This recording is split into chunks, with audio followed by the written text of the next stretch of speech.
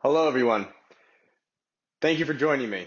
I wish I could be there in person to prepare this presentation and deliver it live for you all, but unfortunately, I'm still in the United States, so this needs to be done virtually with a pre-recorded video. I'm here today to present clinical practice with hemp and CBD in the United States. My name is Dr. Matthew Castanho. I'm a naturopathic physician. I have practices in East Hartford, Connecticut, and East Longmeadow, Massachusetts. I graduated from the University of Bridgeport in 2017 with the degree in naturopathic medicine. I'm associated and a part of the Connecticut Naturopathic Physicians Association, the CNPA, and the American Association of Naturopathic Physicians. I'm an adjunct professor at Bay Path University. I've done so since 2019 in nutritional science. And I have my undergraduate degree from the University of Connecticut in nutritional science and psychology, graduated in 2013. So I'm here today to present on CBD and the endocannabinoid system and provide some clinical and relevant information of how I use CBD on a daily practice in my practice. So it's best for us to start off with the definition of this endocannabinoid system known as the ECS. We all have this within us, all animals, including vertebrates and invertebrates, so mammals, birds, reptiles, fish. They all have this endocannabinoid system within them. It's an over 600 million year old cell regulator. And its intention is to maintain cell-to-cell homeostasis so that we're able to maintain balance within our system.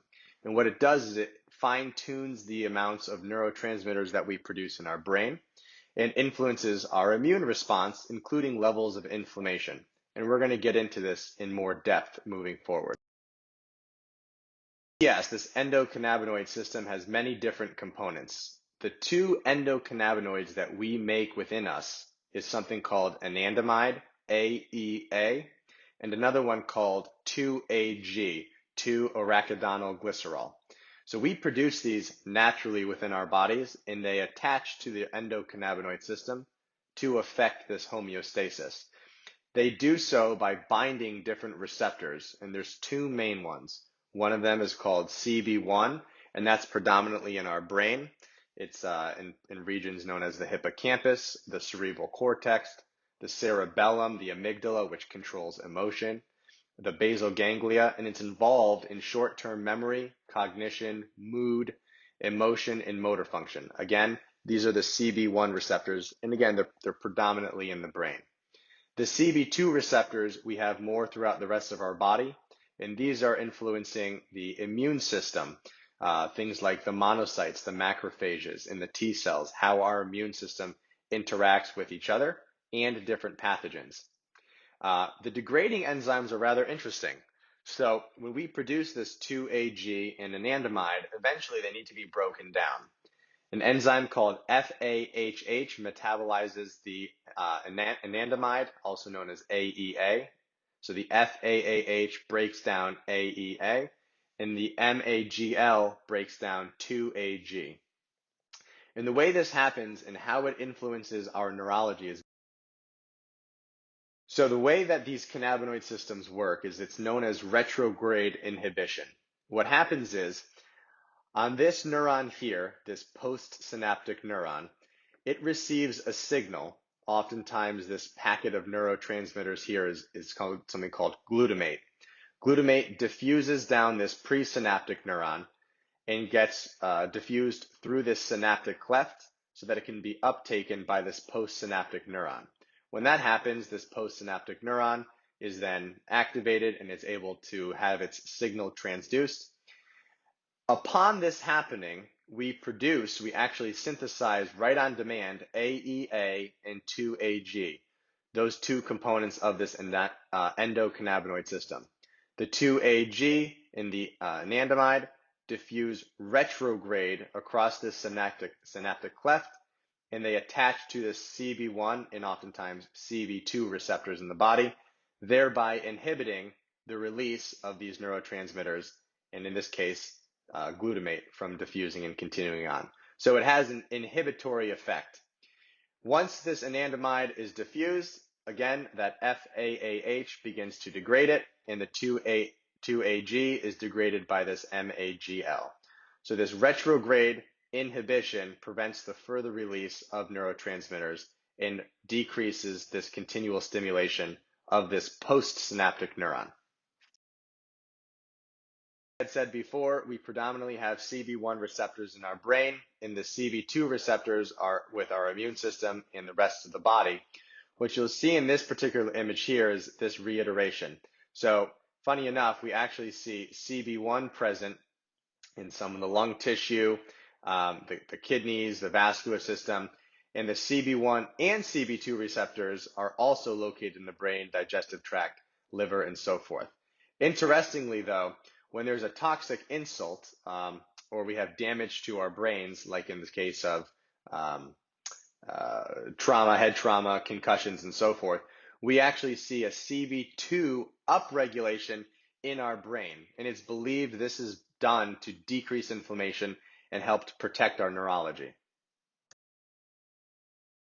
Yes, well, as I had mentioned, it helps to maintain that homeostasis, that balance. But the main functions are eating, it regulates sleeping, it helps muscle and mental and emotional relaxation. It helps us forget stress, pain. It protects our immune system as well as protecting that neurological system and providing neuroprotection. And then it helps regulate all of our endocrine functions. Vincenzo Di Marzo, who was one of the first people to discover this endocannabinoid system, basically classified these different characteristics back in 1998.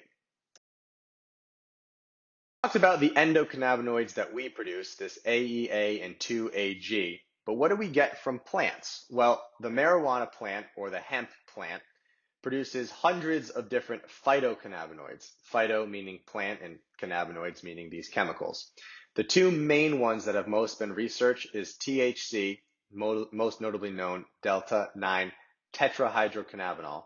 This is more of a psychoactive component. And then, as of late, cannabidiol, CBD, has become very, very popular and more well researched. And you'll see that the chemical structure of this is very, very similar. We have a hydroxyl group, we have different carbon rings, and despite the fact that these are so similar, they do have very different effects in the body. And then, of course, you have different pharmaceutical industries creating synthetic cannabinoids like Marinol and Sativex.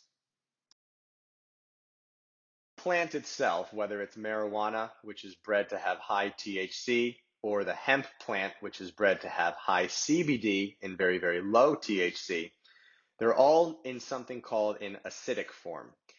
And so this acid right here is known as a carboxyl group. This is how the plant looks. This is how the THC looks when it's actually attached to the plant. When you expose that to heat, that carboxyl group leaves and you're left with the active THC. Interestingly, it was believed for a very long time that CBD, like THC, needed to be decarboxylated in order to exert its effects. Because THCA in the body doesn't do very much. You have to decarboxylate this with heat or fire, as is the case with a lot of individuals who are smoking marijuana. This carboxyl group leaves, and then this THC can actively bind those CB1 receptors in the brain and cause that psychotropic effect.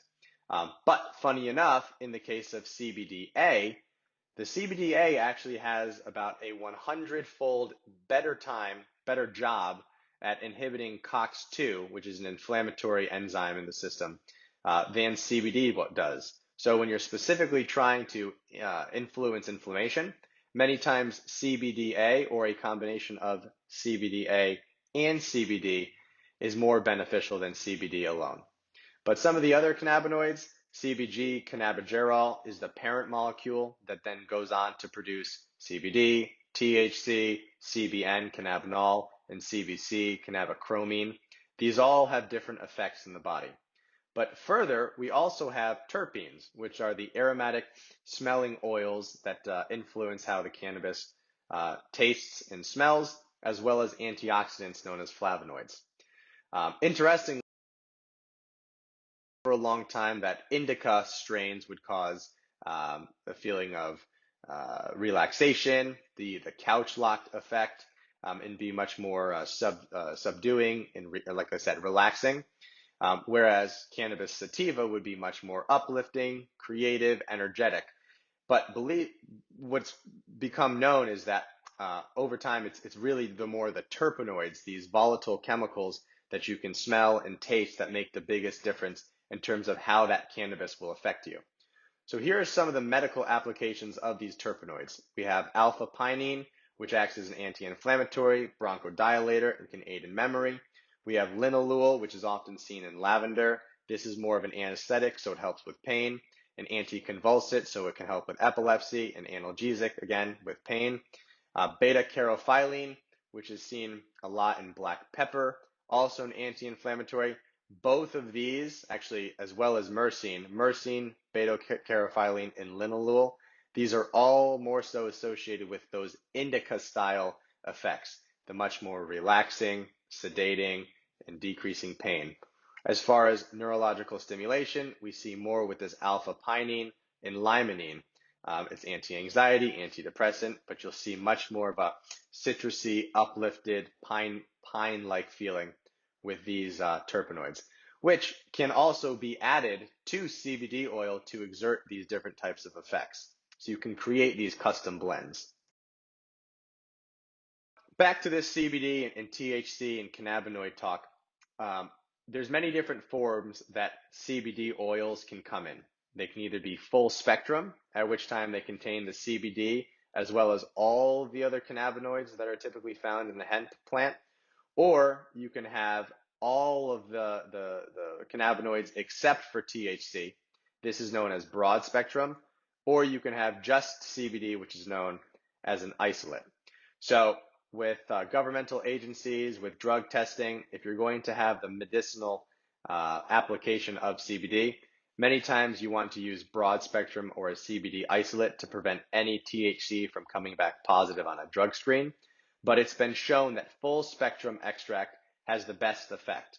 And the reason being is that a small amount of THC can actually help the effects that CBD is trying to cause and create. So this is known as the entourage effect.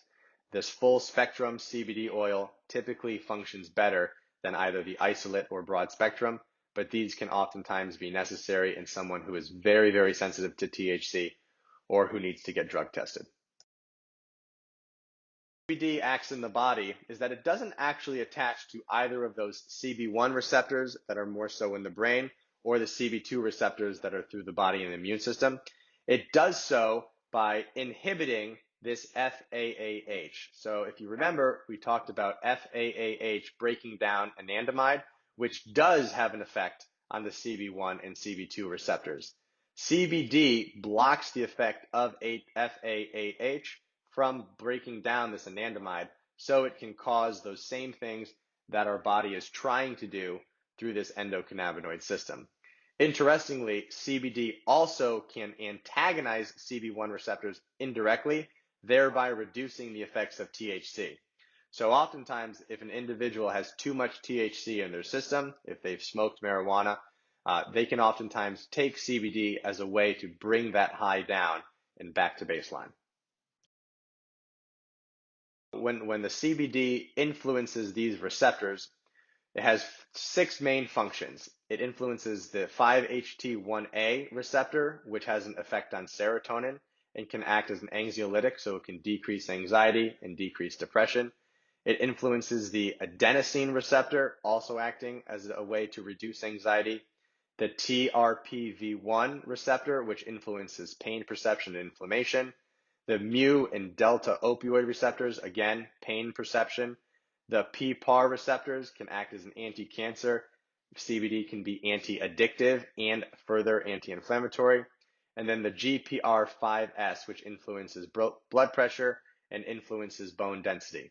So CBD has quite a ubiquitous and far-reaching widespread effect in the body. Here as well. It influences the brain and reduces anxiety and depression. It can act as an antiemetic, so it can decrease nausea. It can act as an analgesic, again, with pain perception and inflammation. It can help strengthen bones. It acts as an anti-prokinetic, so it can help slow down intestinal transit time, reducing diarrhea. It has an effect on the heart and can potentially influence atherosclerosis and the progression of cardiovascular disease. It influences the eyes and can be beneficial for glaucoma. And these are just scratching the surface. The reason being is that this endocannabinoid system perfuses through our entire system. And so if CBD influences how that endocannabinoid system functions, then technically it can influence our whole body. Top 7 applications for CBD are these. It's helpful in epilepsy, acting as an anti-seizure. It helps with pain management by providing analgesia. It can be helpful in neurological degeneration disorders like Alzheimer's, Parkinson's disease. Again, it's very helpful in depression and anxiety, as well as helping with insomnia. It helps prevent against cancer progression, chronic inflammation, acting as an anti-inflammatory. And then by maintaining that ECS function, it can help prevent aging and act as an anti-aging molecule. Some of all the different medical applications of cannabinoids. So THC, which is one of the most studied, can help relieve pain, reduces vomiting and nausea, helps prevent muscle spasms, and can help stimulate appetite. But therapeutically, it doesn't touch all the different applications that CBD has. So you can see all these here: relieving pain, slowing bacterial growth, regulating blood sugar levels, preventing seizures. We've got inhibiting cell growth and tumor cancer, cancer progression, relieving anxiety, reducing hyperfunction of the immune system, and can help protect against nervous system degeneration like we talked about with the Alzheimer's and the Parkinson's. And again, this is just scratching the surface. I recommend is starting slow. When you're trying to begin with CBD, everybody has a different tolerance in terms of how sensitive they're going to be to the effects of CBD. With all of my patients, I recommend starting with a low dose and ramping up from there. This can be influenced by age, metabolism, and the intended function. So if you're treating pain, you're going to need a much higher dose of CBD than if you're treating insomnia or anxiety. So typically with most of my patients, I start with a lower dose between 5 and 25 milligrams per dose. Higher doses, especially for very severe and chronic pain, can be upwards of 50 to 100 milligrams per application. And again, if this is a chronic condition, you may need to dose it multiple times throughout the day, and you titrate up or down based on how you individually respond. Some people with the exact same conditions, say it's insomnia, may respond to 10 milligrams. Others may need 30 in order to help sleep. But this is also very important. CBD, just like any other herb, nutrient, or medication, is detoxified through the liver. And so it does go through the cytochrome P450 pathways and can influence the concentration of different pharmaceuticals in the bloodstream. So through this CYP3A4, 2C19, and 2C9, CBD can act as an inhibitor in all of these, which can cause increased levels of benzodiazepines, PPIs, sulfonylureas, which are anti-diabetic medications. These are anti-reflux. Benzodiazepines influence anxiety. So it's very important, especially if an individual is going to be taking a higher dose of CBD, to monitor these levels of different drugs if they are on a polypharmacy route. I use this chart quite often with my patients. For somebody, and again, this is in pounds. I know you're probably using kilos, so you'll need to do a conversion. But for somebody in the vicinity of about 130 to 160 pounds, a low dosage, which I would use for insomnia or anxiety, would typically be on the order of about 20 to 27 milligrams. And this is a daily dosage. So I'll oftentimes break this up into 1, 2, or even 3 dosages throughout the day. Higher dosages, again, for pain, typically respond to 35 to 43 milligrams or higher. Again, this is a very rough chart, but I use this as just a generalized starting place with a lot of my patients. I'd like to present 3 real-life case studies that I use CBD for. Again, I use this on a daily basis, but these are the ones that really jumped out. So case study number one, I've got MM. He's a 46-year-old male. He's got chronic hip pain bilaterally on both sides. But the left side was worse than the right and did require surgery. The pain was radiating down into his lateral thigh and into his foot. A lot of this had to do with arthritis that he developed from a history of playing football. He had damaged elbows, shoulders, and again, knees bilaterally. The pain for him on a daily basis would range between a 3 to an 8 out of 10 and prevent him from being able to get a good night's sleep. So I started him with 10 milligrams of CBD at night, and he didn't notice much of a difference. I then increased him to 20 milligrams, and he did notice an improvement in sleep. I then had him do 10 milligrams twice during the day and 20 milligrams before bed for sleep. And he noticed that his pain rating reduced as to a 1 to 3 out of 10, as opposed to that 3 to 8. And this was sufficient to be able to keep the pain at bay until he was able to get that left hip surgery. And then he started dosing it again afterwards and noticed that it helped the post-surgical inflammation and quickened his recovery. Case study number two. PL is a 66-year-old female. She was diagnosed with fibromyalgia, widespread body pain, after multiple Lyme infections. She does have a history of endometrial and breast cancer. She had a hysterectomy, a bilateral mastectomy, and radiation. She had a spinal cord stimulator implanted to reduce that systemic joint pain and muscle pain. But the pain for her still could range as a 4 to 9 out of 10, and she was having migraines daily. Because this was much more severe pain, I started her off on a higher dose of CBD with a bottle that contained 1,800 milligrams, so that each full dropperful had 60 milligrams of CBD. A lot of times this can also boost the economics and make it more financially viable for a lot of people. So what I had her do was dose half a dropperful, 30 milligrams, 2 to 3 times daily, depending on the pain, and she noticed that it helps significantly with sleep. What can happen a lot of times is that when you're using CBD multiple times throughout the day, it can sometimes cause fatigue and a feeling of lethargy or tiredness. So again, you need to titrate the dosage up or down so that you can have your patients function appropriately, be awake and alert, but then also have this anti-inflammatory and anti-pain effect that you're trying to go for. Study number 3. JM is a 26-year-old male. He works for an engineering company, very, very long hours, and is in a managerial role, as a coworker of his had left to go on leave, so he had assumed the role of 2 employees. He had significant responsibility and was feeling a lot of anxiety, and this translated to insomnia and heart palpitations. I started him on a lower dose of CBD, hemp 600 milligrams per bottle, so that each dropperful contained 20 milligrams of full spectrum CBD. He dosed half a dropperful per day, providing about 10 milligrams per dropperful, and he did that 2 times per day. Anything more than that, he noticed it did cause him fatigue and a little bit of brain fog. What he noticed, though, is after being consistent with this CBD, his anxiety improved and he no longer had the palpitations that he had been getting with this anxiety, and his sleep had improved. And with the improved sleep, his mental clarity was better, he was more efficient at work, and noticed that with the more efficiency, he didn't feel as overwhelmed. Here, JP is a 32-year-old female. She has insomnia, musculoskeletal pain in her neck and low back due to history of a motor vehicle accident. She was getting migraines and anxiety every day, and she was diagnosed with epilepsy. So she was put on Lamictal XR, which is lamotrigine, as an anticonvulsant. She works for a governmental agency with possible drug testing, so we weren't able to use the full spectrum CBD. We had to use either a broad spectrum or a CBD isolate.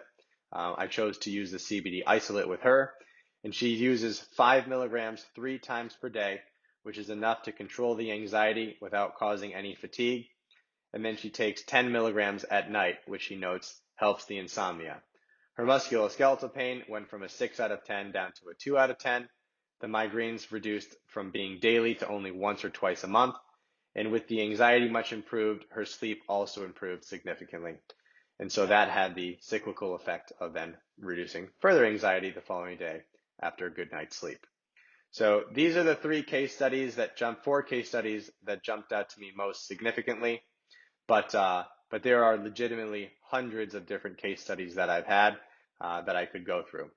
But in the interest of time, these were the main ones. Thank you all for listening to this. Again, I wish I could be there in person. I definitely wish I could be there in the Azores presenting this live. But if anybody has any questions, they can visit my website at www.drcastano.com. That's drcastano.com, and or wholesomeplace.org, which is a supplemental website, as well as a CBD purveyor that I utilize. You can contact me directly at drmcastano@gmail.com. Here's my phone number and my fax number. And then you can see on my website, I have an endocannabinoid system recap. This is a good article that reviews the purpose of the endocannabinoid system and how CBD influences that. That's right on the website at drcastano.com. There's a blog button that you can push right here, and it will have a drop down to this article. But again, you can reference any of these references to see where I got the information. And again, thank you so much for having me.